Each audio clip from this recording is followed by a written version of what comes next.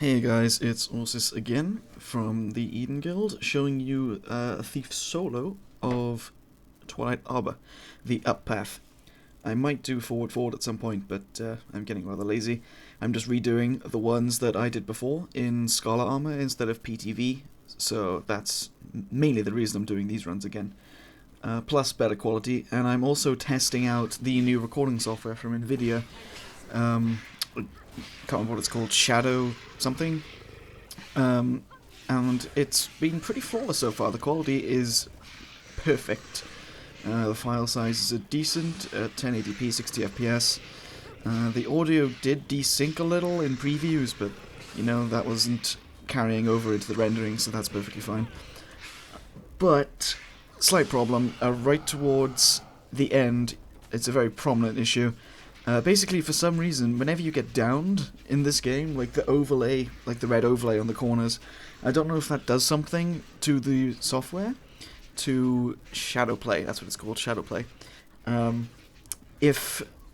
I don't know what triggers it, but essentially it just stops recording by itself with no explanation, even though I haven't pressed the button, so I don't know what happens. But unfortunately, the sort of last 10 to 15% of the final boss, that just vanishes into the ether because it stopped recording.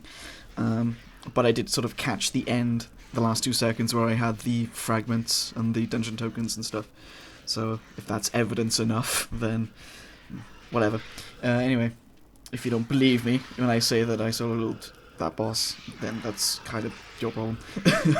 But yeah, so what we're doing here, we are fighting the Nightmare Vines, and I have a very specific tactic to beating this guy to make it extremely easy. I do have the human condi removal racial skill thing, which removes 3 condis every 40 seconds, or 50 seconds, I think. And that proved to be very useful in my first run of this, when I was in PTV armor with Divinity Runes. But for some reason I found myself not needing it this time, so that was kind of a waste of a slot for the time being. Anyway, my specific tactic here is quite simply to just take out every single ad as soon as they appear and not pay attention to the main boss until he's on his own. What that means is that he can fire like no projectiles at me, because they don't do that stuff at close range, they just do the big body slam thing, which is extremely easy to dodge. So as soon as all of the ads spawn, I run to them, wipe them out like I'm doing to this guy, and that's it. The fight becomes totally trivial. There is the small thing that when you get him to a quarter HP, he'll spawn 2 worms. So spicing things up a little bit, but still not too bad. As long as you're on your toes for this and you abuse the pistol whip evades and things like that, you've pretty much got it made at this point. So I don't know how long this is going to be sped up for. It could be a couple of minutes yet. Actually, no, it won't be that long. So you'll see here, he's going down to about a quarter health now. And he'll start spawning 2 worms on the right side. There we go. So I start taking them out immediately. I don't have to do this. I could just follow through and burst him down with Thieves Guild. And just be extra cautious with my evades, but these guys give Bloodlust stacks, so I thought, why not? I'll just take them out of my own accord, and then focus on him last. It didn't really matter, because I ended up getting down and losing a Bloodlust, all my Bloodlust. Anyways, that is the most annoying thing in this game for me, losing Bloodlust stacks.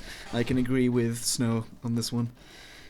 I mean, he finds it a lot more frustrating than I do, but still, it is a total pain in the ass.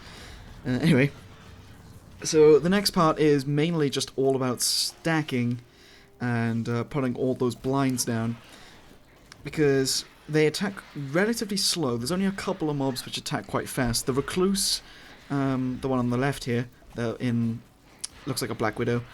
Is it a Black Widow? I don't know.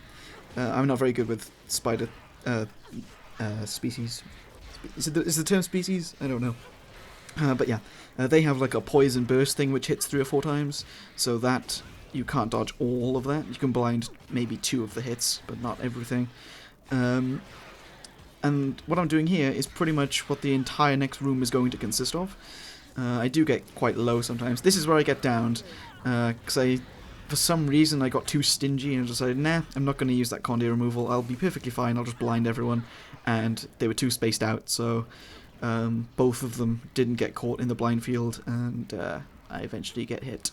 So, but, you know, no worries, to get myself back up now. And this guy is going to go down now. So now in the next room, I'm going to be stacking them on the left side, right here where I'm standing. Kite them in with short bow, just to get their attention. And I've actually found Dagger Storm to be perfect here, because of how close they all are to me, and because of the combination with Smokescreen for the Blinding Bolts combo. So I can keep blinding while I'm doing my extremely high burst to everyone around me. Although sometimes, as you can see, they start getting through and start doing damage. But the blind field handles that perfectly fine. Oh, and I haven't gone through my build. I'll have plenty of time to go through that. So I have 10, 30, 0, 20, 10, I believe. I can never decide between Mug or Sundering Strikes, but I think I chose Mug for now. Executioner is obviously a mandatory DPS trait. Furious Retaliation and Thrill of the Crime in the Trickery and Critical Strikes lines are essential from my perspective, simply because a Thief has very little self-buffing. Like a Warrior and a Guardian and a couple of other classes are very good at keeping themselves buffed, but Thieves mainly rely on buffs given to them by other people, or buffs that they activate themselves with blast finishers. But I don't have any fire fields or anything like that, so I am relying on traded buffs to keep some decent Fury uptime and things like that. So, yeah. And in the Acrobatics line, I switch between Might on Dodge and Vigor on Heal. I usually swap around because of Sigil of Malice. Sigil of Malice, I never activate it, so there's no point getting Vigor on Heal for that. I get Might on Dodge usually. But the main reason I go into that trait line is for quick recovery, because Initiative is like the life force of Thief apart from an actual HP bar. So when I'm on my own, I tend to think that I should get as much of it as possible without sacrificing too much DPS. And since quick recovery synergizes very well with abusing Pistol Whip, that's absolutely perfect for me. So this trait setup is pretty much ideal for a Thief roaming by themselves. You can backstab for a while with it as well. You don't have Infusion of Shadow or 15 Initiative by default or anything like that, but you can still backstab for well, not very long, but a decent period of time without running too low, and eventually, you know, running dry and getting yourself killed. But, you know, it's fine.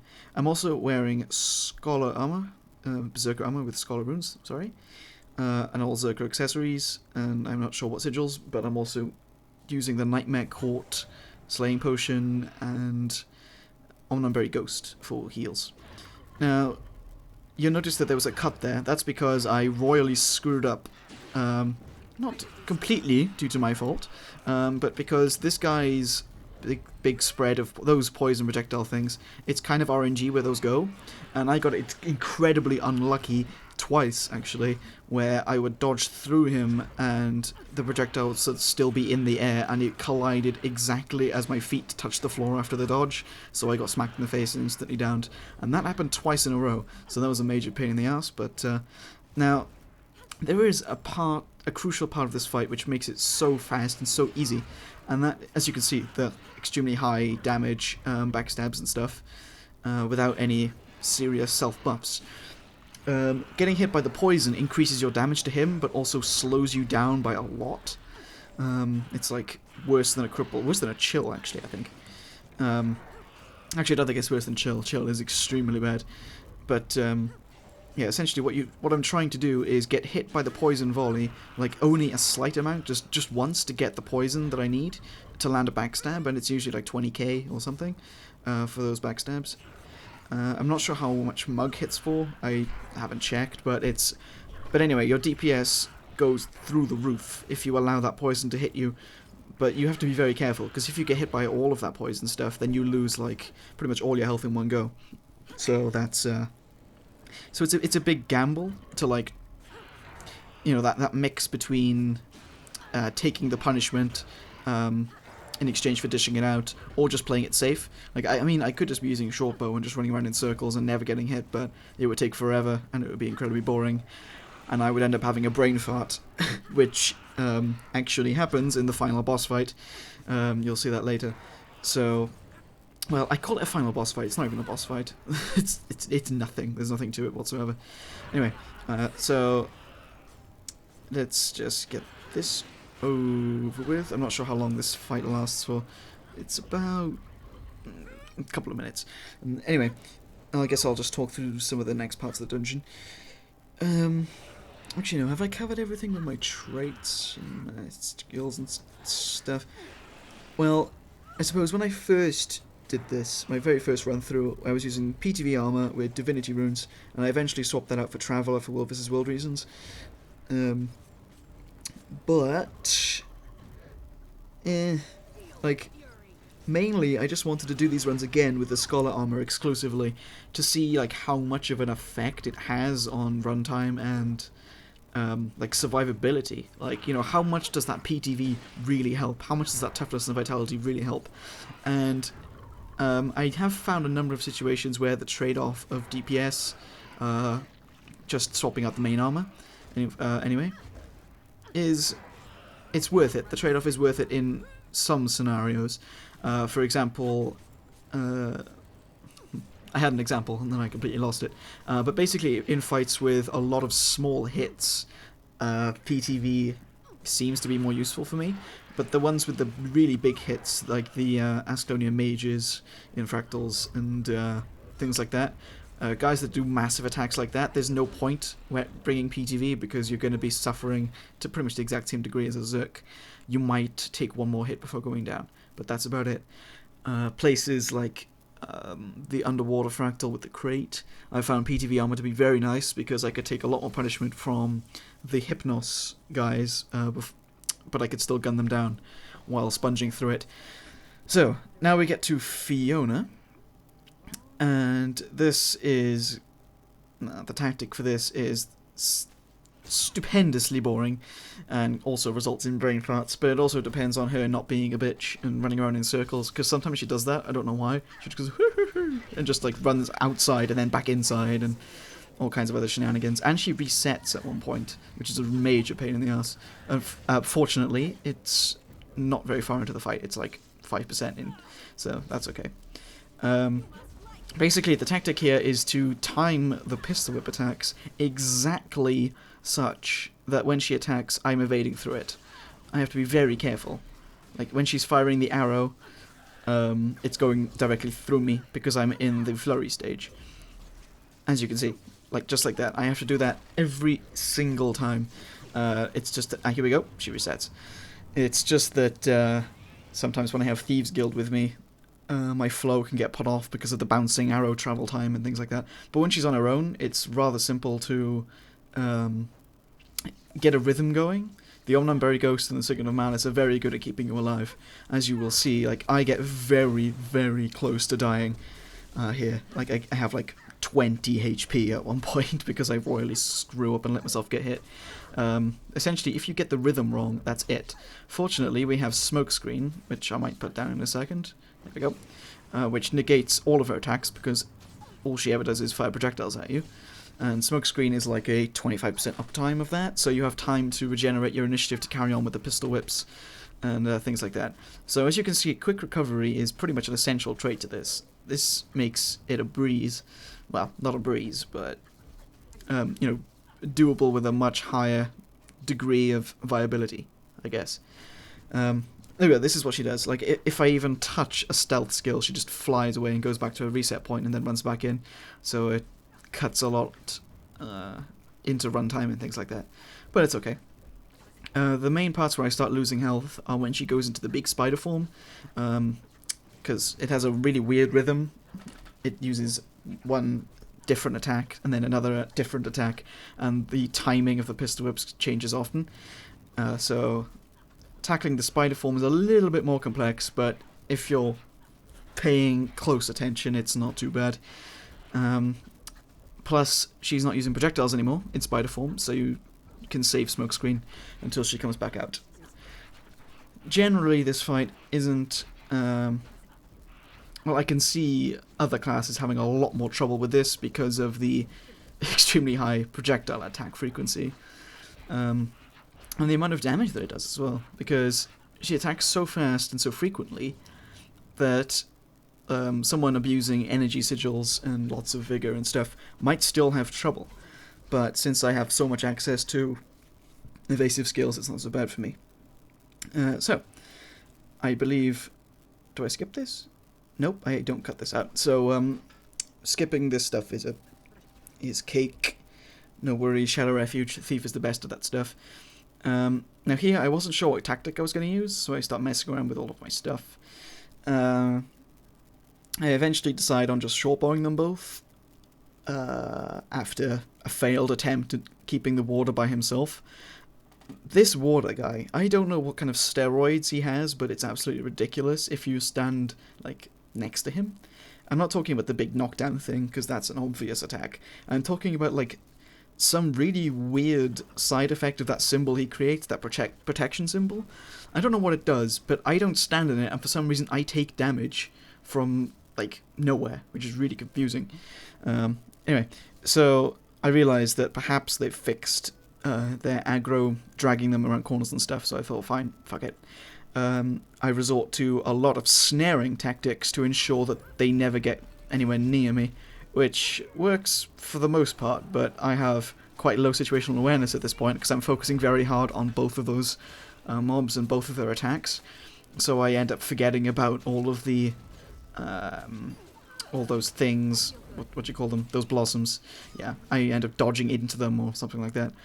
So I'm using Refuge and Caltrops to essentially keep repositioning and snaring them both, especially with the short bow stealth attack, to keep them both at bay and keep getting those bounces off for the DPS. The great thing about this room is that you can just keep attacking these blossoms and you can just automatically res yourself and carry on the fight as if nothing happened, which is a good thing because I absolutely hate this warder guy. Like, there are no words to describe the amount of hate I have for that disgusting creature that stands in front of me. The other guy's not so bad. The first time I ran through this, I used pistol. I'm talking about the champion with the greatsword. I don't know. I guess I just wasn't confident enough to properly go after him, but I used sword pistol this time. Excuse me. So he'll be dead anytime soon, and I think I speeded up once he's dead. I don't know why I just randomly speed up at silly points, because the pattern of attack is fairly obvious at this point. Like, you know what's happening. Anyway, so there we go. Res again with the Blossom. You can do that quite a lot. You just have to be sure that you don't get into the red zone with downing so much. But generally that's not a problem when you have so many refuges, so many snares, so many slows, especially against him. And Mug is a nice little heal. You'd be surprised how useful it is when you're soloing. Just a little burst of like 1k or 2k HP is, you know, enough to turn a situation around. I think it actually did turn a situation around earlier in this dungeon against the spiders. Like, they were attacking me with a very high frequency and my blinds weren't covering all of them because there were more than 5, but Mug got me a little bit of extra HP so I could put down another field, and all was well. So yeah, that's how this fight turns out, just pistol whipping him repeatedly and trying to stay sort of out of his attack range. No, her attack range, excuse me. She's not so bad to fight against because she has a very specific way of attacking when she's in melee range, which is that that 3 attack burst in inverted commas, which is incredibly slow, and she never stops using it. Like, she never cancels the chain to carry on chasing you if you go out of range, so you can just immediately run back in and put a pistol whip on her as the 3rd attack ends, and things like that. And since I still have Caltrops active, I decided to abuse it and just refuge around her and put Caltrops directly on top of her to get those bleeds going. I don't have any extra might going, so I'm not benefiting from the condition damage, but, you know, I don't have much choice. I was just doing it against the warder, and I didn't really feel like going out of combat, because that would just be a waste of time. I'd already taken off some HP, so we're just going to finish her off now. And that is everything really about the dungeon. The next part is the final boss, and it's not really a boss because all he does, is an AOE thing on the floor which you can walk out of, and that's it. Like, nothing else. That's all he does. But there is a downside, which is the immense amount of boredom that occurs when you're doing the exact same thing over and over again, which ends up in me actually getting downed because I used haste and lost all my endurance while the red circle was on me. And, you know, since I wasn't thinking very clearly, I didn't switch to short bow in time or anything. So I got myself downed, but because the attack's so slow, you can actually res yourself in this room. So it was so easy to breeze through this one. All you have to do is just not have a brain fart, and that's it, you win. I use short bow for a good period of time here, because I'm not sure exactly how often the mortars will spawn, the mortar seed turret things, because those put out some serious punishment. They take off 75% of my health or so with one hit in Scholar's Zerk armor, so I want to be very wary of where they are at any time. So I'm just constantly going in and out with short bow and daggers to see if my smoke screen blocks anything, or if I actually get hit by something. And that's all there is to it. Thanks for watching, guys. I think I will do Honor of the Waves Path 1 next. I'm not sure yet. I could just salvage my old run, but that's in PTV armor, and I don't know. I fancy going slightly overboard with the DPS next time, so yeah. You will see me go down maybe in 20-30 seconds or so. That's when I use the haste. I'm not sure yet. Could be a couple of seconds. But yeah, thanks for watching, and like I said, Shadowplay will unfortunately cut out the last 25% of it, but I managed to salvage the last couple of seconds where you can see the rewards for the end. Unfortunately, I'd have to ask that you trust me in saying, yes, I did get rid of the last 20% by myself. I mean, it's quite clear that I am capable of doing so. You're watching. I mean, look what you're watching. I mean, the last 80% of it was done without any problems. And then, of course, brain fart happens. So, yeah. And that's it. Thanks for watching, guys. Like and subscribe if you want to see more stuff. I will be doing more of this kind of thing. And I will see you around. Bye.